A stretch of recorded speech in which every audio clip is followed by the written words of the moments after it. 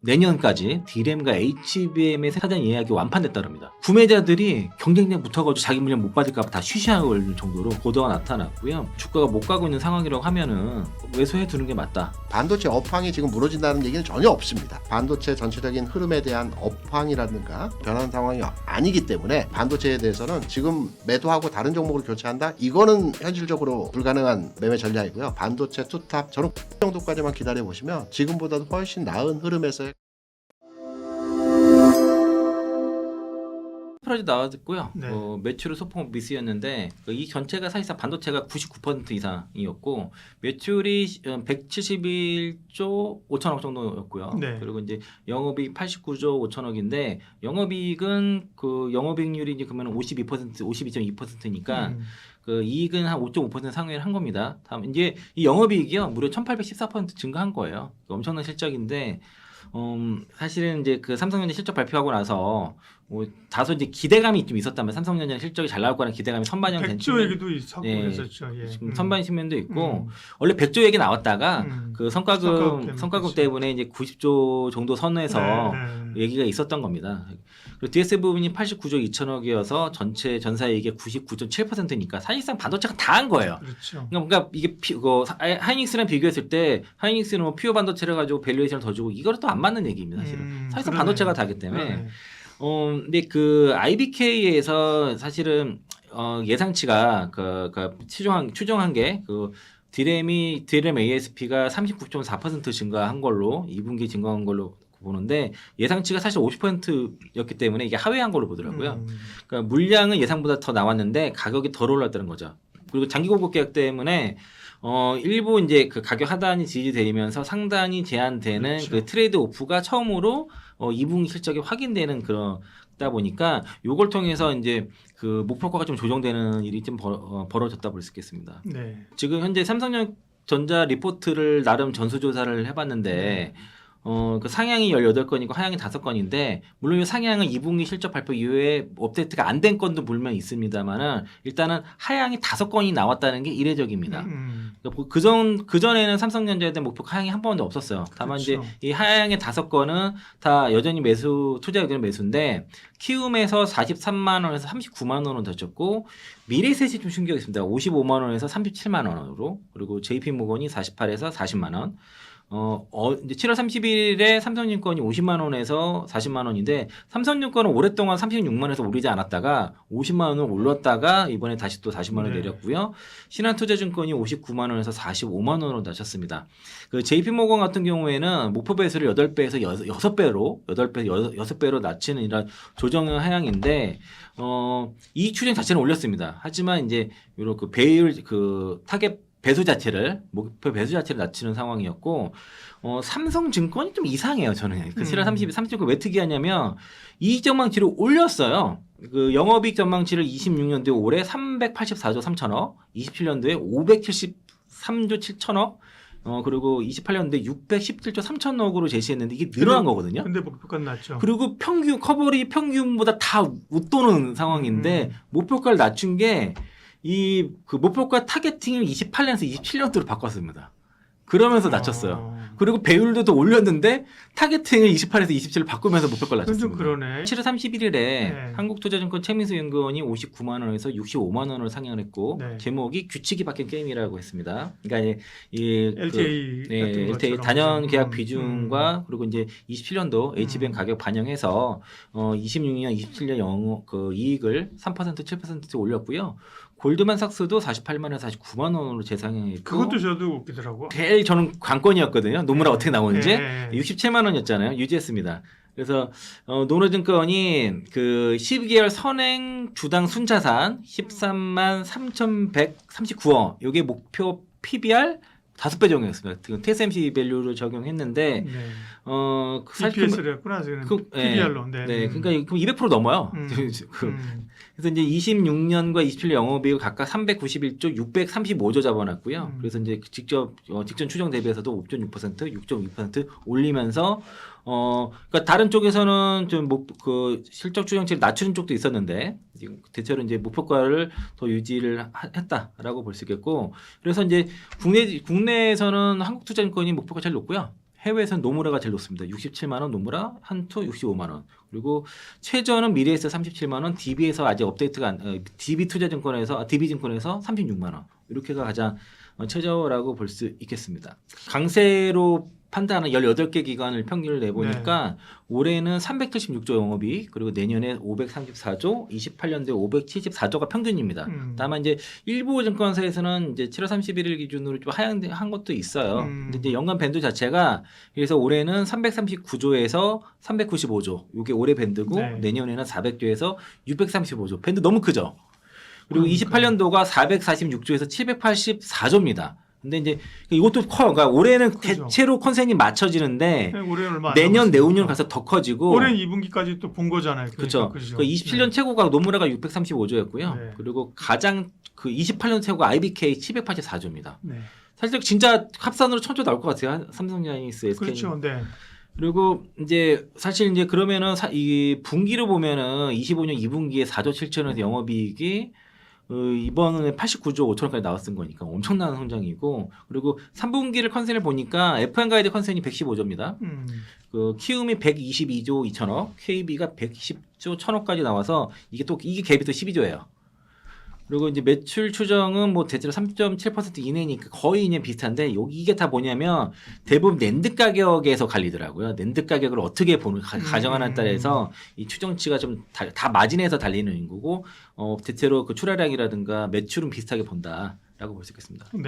사실은 그 중국이 있을까 하는 것은 대부분 다 반박이 다 되고요.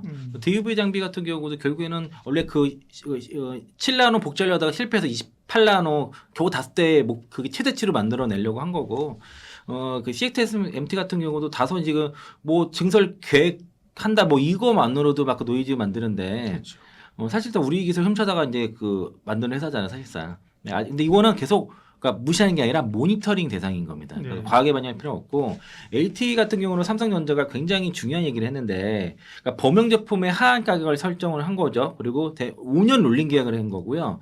그러니까 노무라 파악으로는 판매 물량의 60에서 70%가 5년 계약으로 묶였고, 이게 그러면은 거의 선수금이 그 1년치 매출 받았다 해요. 대략 25%. 만약 이걸 깨게 되면은 1년치 매출에 해당되는 선수금을 포기해야 되는 상황이 벌어지고 다음 사이클에 물량을 못 받는 일이 벌어지기 때문에 이게 쉽게 깰 수 있는 계약이 아니라고 합니다. 이전에는 그 단연계 그 LTA가 1년 단위였는데 이게 5년 단위로 하면서 1년 단위로 연장할 수 있는 거고, 하나증권에서는 LTA만으로 연간 최소 영업이익이 214조를 보고 있습니다. 그리고 이제 일단 이거 자체가 이제 그렇게 하면은 치킨 게임이 무력화가 되는 상황이라 보면은 밸류 자체를 PBR이 아니라 PR로 할 수 있다라는 게 얘기하고, 어제 나온 뉴스 중에 하나가 D타임즈에서 나온 보도인데, 삼성전자랑 SK하이닉스 마이크론의 내년까지 D램과 HBM의 생산 능력이 전부 다 사전 예약이 완판됐다고 합니다. 사전 완판됐고, 그리고 낸드 같은 경우도 하이닉스랑 키옥시아만 8월 말 전에 협상 마무리 예정이고, 마이크론, 샌디스크, 삼성전자는 지금 다 그 완판이 된 상태인 거니까, 이게 구매자들이 경쟁력 붙어가지고 자기 물량 못 받을까 봐 다 쉬쉬할 정도로 그런 보도가 나타났고요. 대략 이제 그 내년도에 그 D램 생산 능력이 70%가 HBM으로 가게 되고, 나머지 또 서버용으로 배정되니까 그만큼 PC라든가 스마트폰에 들어가는 범용 메모리는 더 물량이 줄어든다는 거고, 이 LTA를 계약하지 못한 기업들이 경쟁을 해서 또 가격이 올라가는 구조라서, 일부 저기 증권사에서는 갑자기 잊어먹었는데 지금 그 쇼테지가 풀리는 상황이 메모리 2030년까지 보고 있습니다. 2030년도 돼야지 메모리 공급 부족이 풀린다, 이렇게 보통 28년 정도까지 일단 보고 있는 그렇게까지 거죠. 보고 있으니까.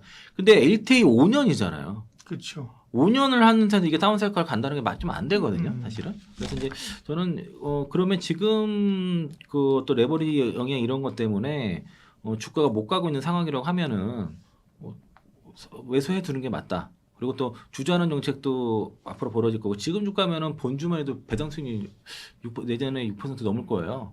본주 우선주만 해도 10% 이상 되는 거니까, 저는 그래서 이제 좋은 매수 기회다라고 보고 있습니다.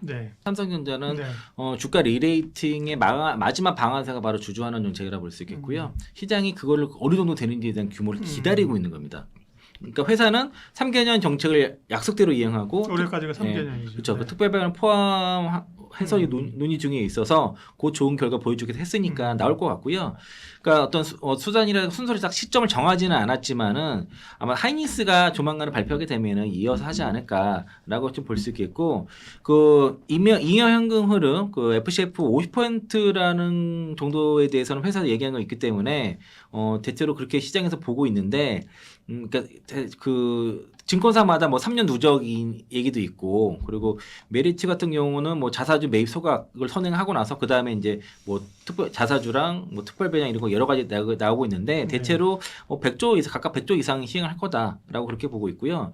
그래서 증권사의 리포트를 찾아보니까 가장 그래도 구체적으로 말한 게 노무라인 것 같아요. 노무라는 올해 잉여 현금 흐름을 한 300조 정도로 보고 50%니까 150 정도를 환원한다 가정하게 되면은 올해 주주 환원 수익률이 12%, 내년도에 18%가 나온다는 거고요. 그 잉여 흐름 수익률 자체는 이미 주가 대비해서 23%거든요. 그렇게 되면은 그러면은 절반이니까 환원 수익률이 11% 정도 나온다니까 이거 엄청난 거죠. 이 수익률이.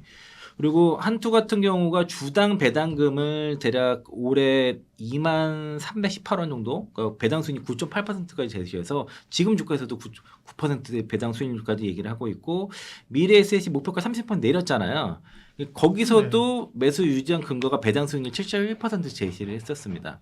사실 미래에셋 같은 경우가 이거 배당 수익률 얘기를 가장 먼저 했었는데 목표 주가 낮추면서도 그래도 배당 수익률을 높게 보면서 매수 얘기를 했었고, 그리고 이게 왜 중요하냐면은 그러니까 단순하게 돈을 많이 벌어서 뭐 PBR 매수가 PER 넘어 이게 아니라 이거 자체가 밸류에이션 체계를 바꾸는 이슈예요, 사실은. 그래서 이 메모리가 만년 저평가에서도 좀 벗어날 수 있는 자체가 이제 호황으로 돈을 많이 버는데, 그러면은 그걸 다 사이클 산업이니까 다 투자해야 된다 이거잖아요.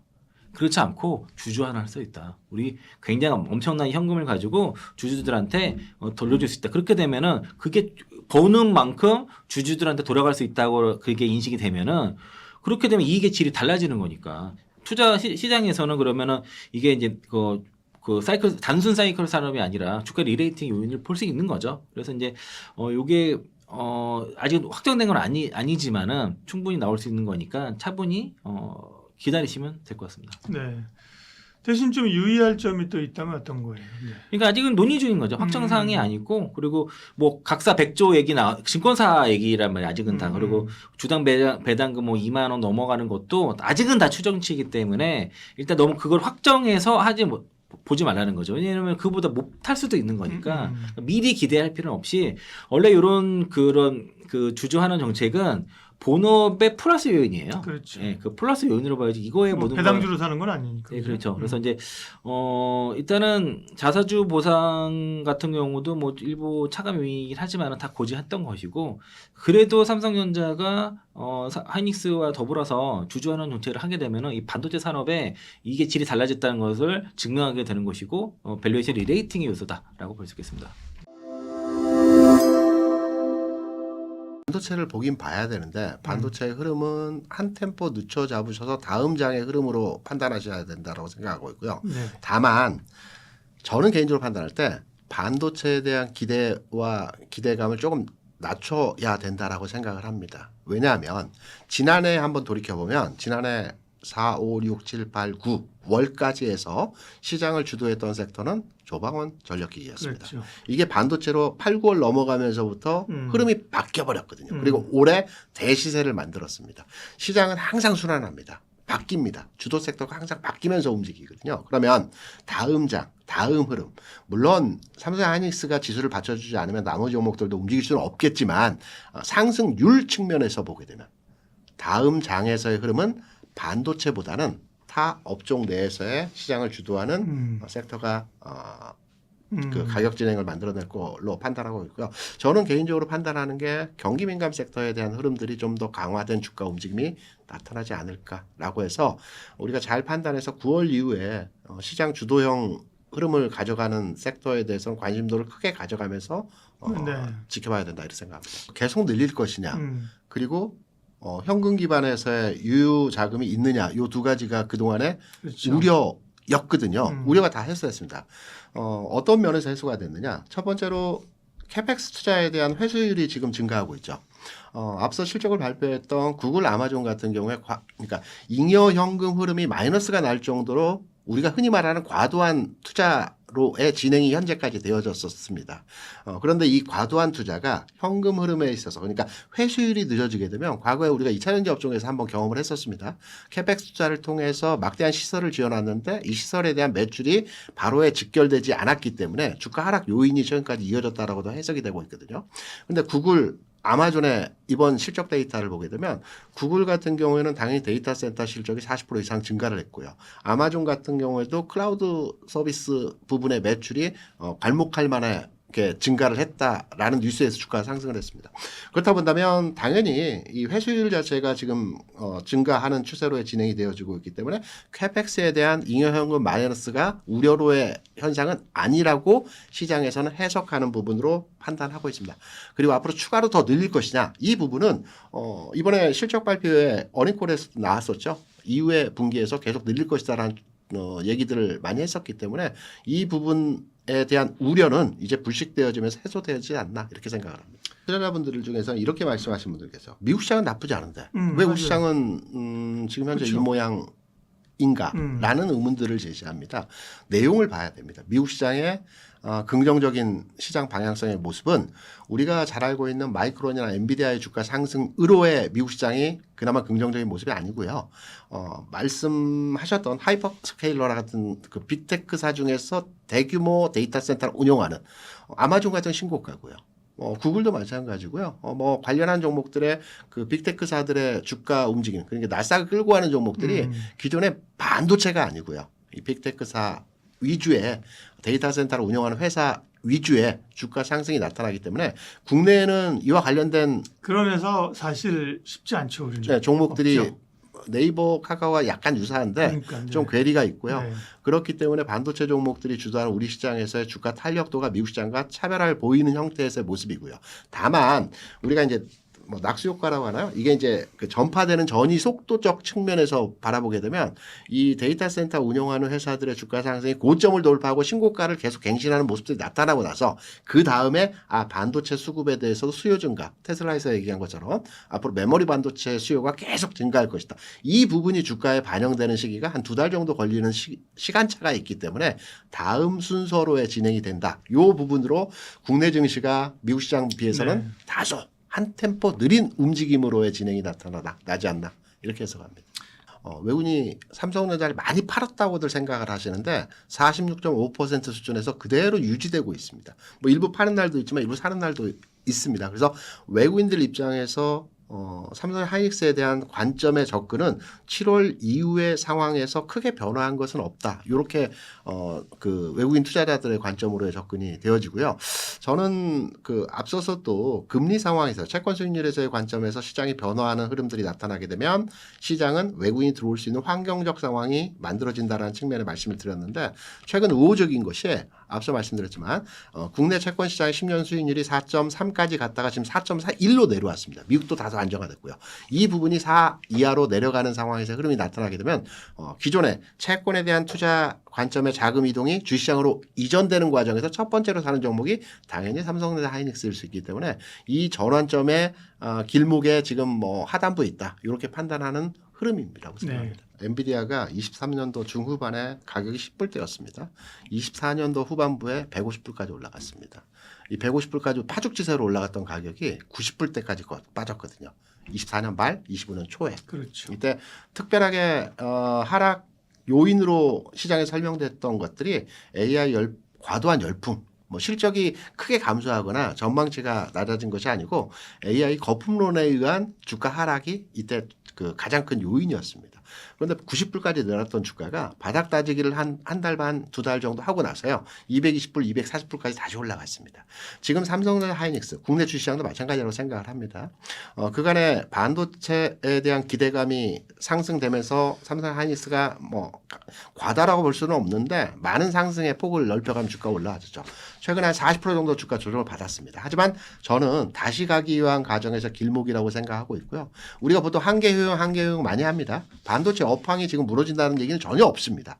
다만 기대치가 계속해서 상향화되다 보니까 한계 효용점에 대한 기대감이 다소 약화되는 이런 모습으로 주가가 하락을 했다라고 봅니다. 그래서 반도체 전체적인 흐름에 대한 업황이라든가 주변 상황에 대한 그 재고 부분이라든가 이런 거는 전혀 변하는 상황이 아니기 때문에 반도체 투탑 그리고 반도체 경기, 반도체 종목에 대한 투자 관점이라고 한다면 주가는 솔직히 많이 빠졌습니다. 그런데 이 반도체에 대해서는 지금 뭐 매도하고 다른 종목을 교체한다? 이거는 현실적으로 불가능한 상황에서의 매매 전략이고요.